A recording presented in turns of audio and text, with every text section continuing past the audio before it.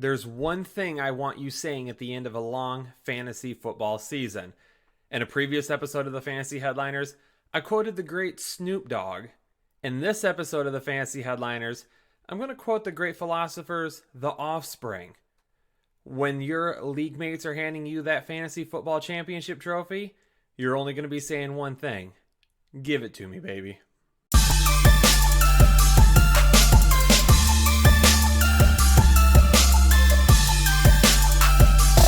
Hey, what's going on, Headliner Nation? Welcome to a jam-packed episode of the Fantasy Headliners. Kyle coming to you from the Draft.com studios. Before we get rolling with our must-have league winners, do not forget, head over to thefantasyheadliners.com, $19.99. That's going to get you almost 500 pages of one of the best fantasy guides that you'll buy all season long. This thing is jam-packed with information and exactly what you need to win a championship in 2019. But also on top of that, if you purchase one before August 15th, you're in a drawing to win a signed Alvin Kamara jersey. So head over to thefantasyheadliners.com, buy yours today. This is a win-win. Get an awesome draft guide and a chance to win a jersey. I promise you will not regret that purchase. Let's get moving though. Let's talk about four guys that I am absolutely buying in as many drafts as possible in 2019.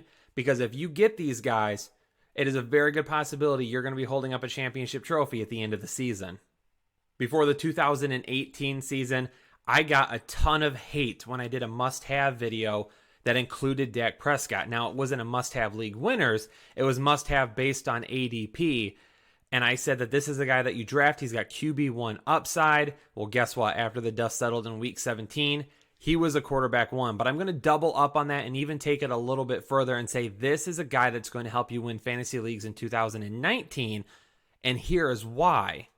Last season, after the Amari Cooper trade, which happened in Week 8, Dak Prescott saw a large jump in some of his passing numbers. His attempts, he went from 29 per game to 35 per game. His completions went from 18 per game to 25 per game. His completion percentage also rose 9 points, 62% before the trade, 71% after the trade. On top of that, the last 3 seasons, Dak Prescott is the only quarterback that has outplayed his ADP. That's right. Every quarterback in the NFL, Dak Prescott is the only fantasy football asset at the quarterback position to outplay his ADP. So wherever you drafted him last season, or the last 3 seasons, he ended up higher than that. Also with Dak Prescott, I love this with my quarterbacks, especially one as I can get as late as him. He's going to give you a little extra on the ground. He scored 6 rushing touchdowns each of the last 3 seasons. And with Ezekiel Elliott in the backfield, with some good weapons on the outside at wide receiver, with a great offensive line, because trust me, Zeke is going to play week 1. Don't worry about that. With all of that, there is an opportunity for them to have an awesome play-action game that is also going to allow them to get Dak Prescott some rushing touchdowns. It's going to happen. They're going to be running play action. They're going to be doing some keeper options with Dak Prescott at the goal line. He's going to rush for some first downs as well. He's going to give you that little extra on the ground that could help you in any given week. Back to his passing, though. Prior to that deal, the Amari Cooper deal, Dak Prescott only had 2 weeks where he had a passer rating over 100. After the deal, 6 weeks with a passer rating over 100. Amari Cooper made that offense better as a whole. Amari Cooper is going to be there this season. I already said it. Zeke will be there by week 1. Do not worry. Dak Prescott is a guy that is criminally underrated every single year. He's not going to be flashy. He's not going to throw 50 touchdowns like Patrick Mahomes. He's not going to throw for 5,000 yards. He's not going to have crazy stats. But in 2019, he's going to have nice, reliable stats with great weekly upside because of this offense.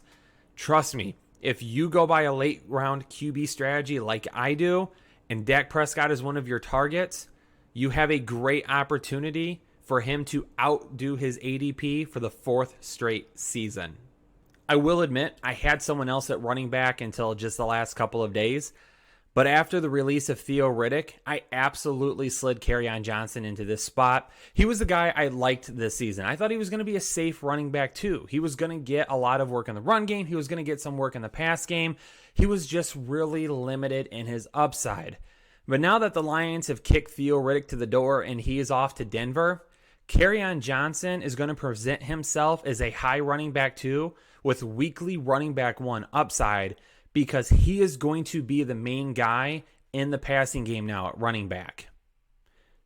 There's going to be an increased upside over CJ Anderson now because of all of those targets. I still think CJ Anderson is going to get some work on the ground. He's going to get some goal line carries. He's going to get some short yardage carries. But we've been hearing it this offseason that Kerryon Johnson is a guy that the Lions envision being a premium running back. Let's talk about the passing game for just a second. Theo Riddick was second in targets for the Lions last season with 74.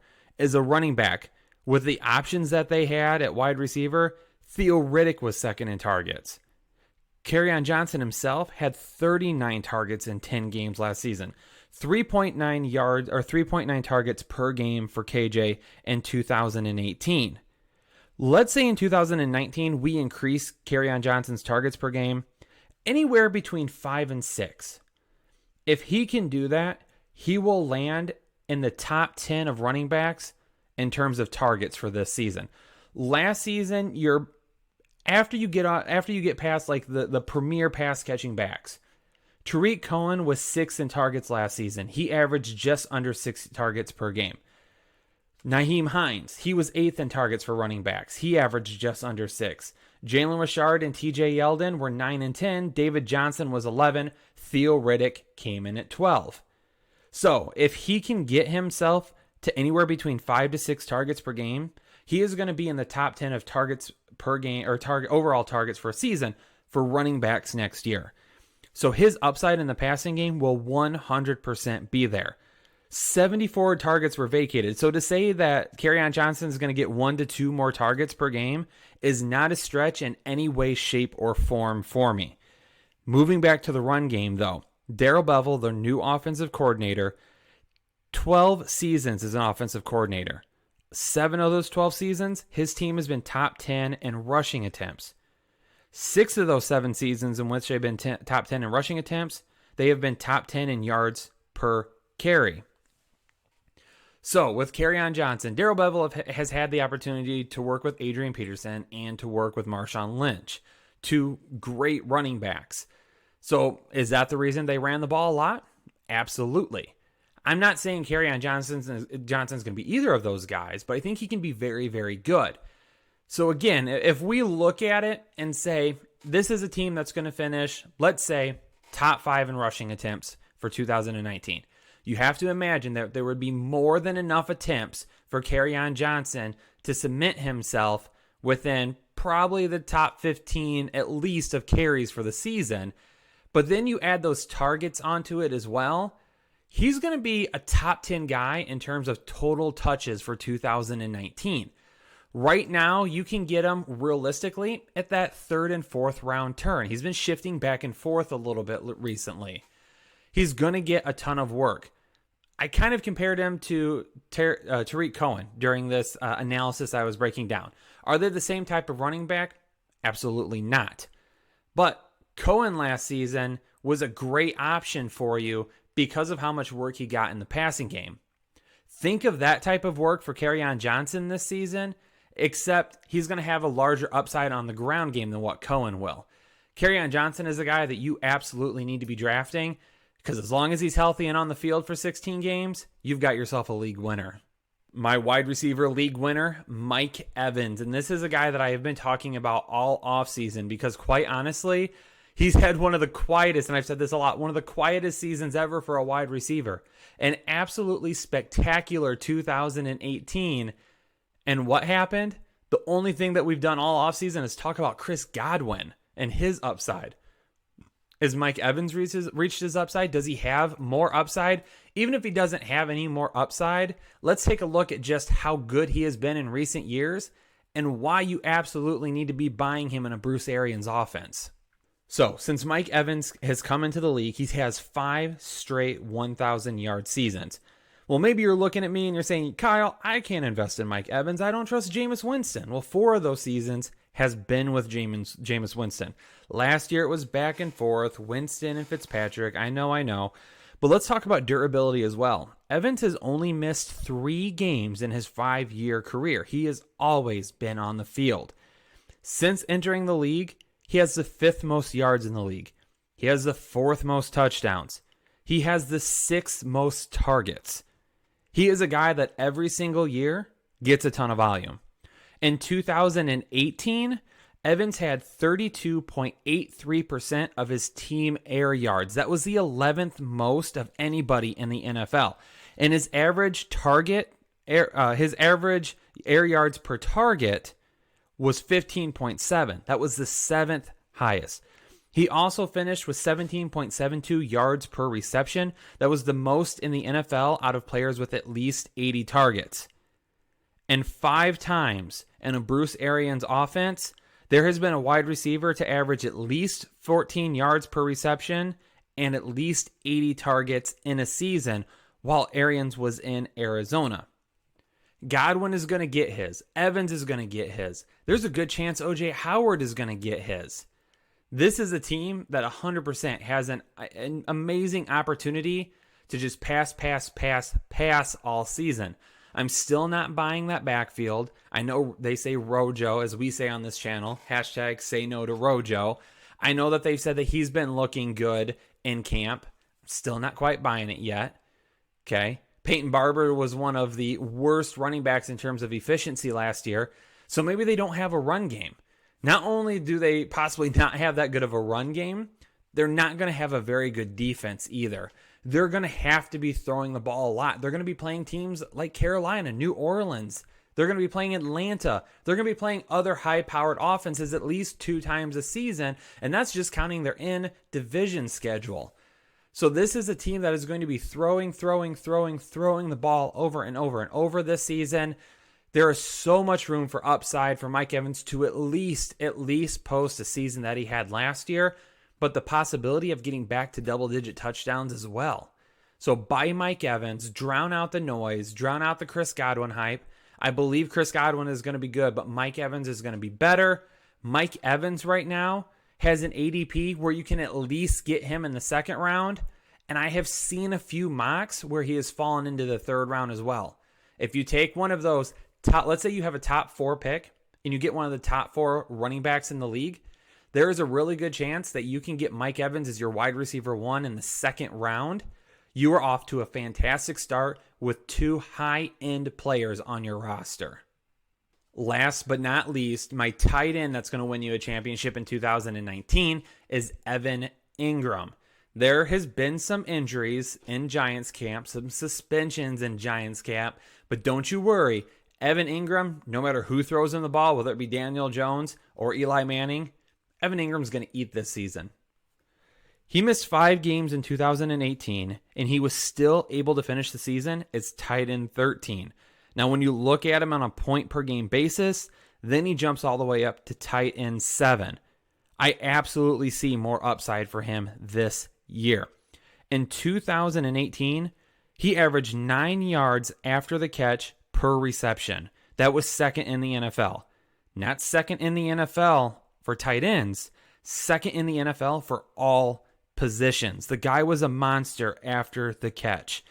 Now, I've heard some people say, well, we got an issue because they're going to be missing so many pass catches. Is everyone going to be focusing on Evan Engram? Well, just remember back to 2017 when Evan Engram was a rookie. That's right, a rookie.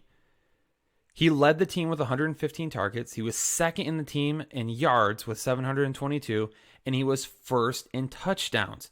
Odell Beckham Jr. only played 4 games that season, and outside of that, they didn't have a whole lot.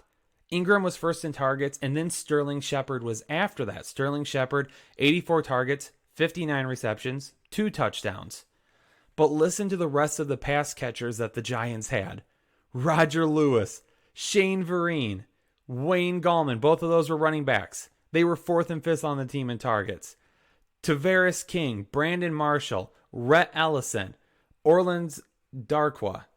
These are all players that, that had to get a bunch of targets in 2017. Sterling Shepard is going to be fine probably by the beginning of the season.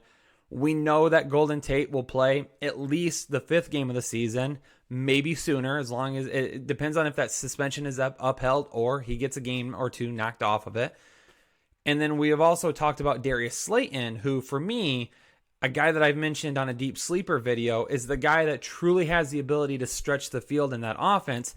And oh, don't forget, you've got Saquon Barkley as well, catching balls out of the backfield. If there's anybody that's keyed in on that offense, it's going to be Barkley. Yeah, Evans might get a little extra look here and there, but everyone's going to be focused on what's going to happen with Barkley, and then they're going to focus on the wide receivers after that, tight end also included, with Evan Engram, and then we're going to see what happens at that point. But trust me, even if Evan Engram and Sterling Shepard are the only two to begin the season and we have to wait for Golden Tate, it doesn't matter. He is going to eat this season. He is a locked top 5 tight end for me as long as he stays healthy. I predict a huge season for Evan Engram in terms of volume and overall statistics. And one other thing to mention about Evan Engram as well, he went from about 56-60% catch percentage his rookie year up to 80% last year. The dude got much better catching the football last year, much better efficiency, more volume. Huge year for Evan Engram, league winner for you. There you have it, folks. 4 players, 4 guys that are league winners for you. These are all 4 guys that I have given you some sort of statistical backup today to say why I firmly believe that these are guys that you should absolutely be targeting in drafts this season. All 4 of them are going at really good ADPs as well. And that's why I'm calling them league winners. Because, yeah, you draft really good players in the first round. But outside of that, that 2nd, 3rd, 4th, 5th round where you're drafting guys that still have a lot of upside, when you can get guys in those rounds that potentially could be top 12 at their position, even higher, that's always a good thing. So league winners are guys that not necessarily are the huge names, the big names that I'm drafting in maybe the 1st or 2nd round, but they're guys that might come just a little bit later than that. And that's why these guys are league winners for me in 2019. Huge seasons, great value, bringing you a championship in 2019. Make sure you hit that subscribe button, become a part of Headliner Nation today. If you do, let me know in the comments so I can personally welcome you. Comment on the video, like the video, do all of that good stuff. Get your draft guide. Let's get ready for the fantasy football season, ladies and gentlemen. Thanks so much for tuning in, and I will catch you on the next episode. Have a good one, everyone.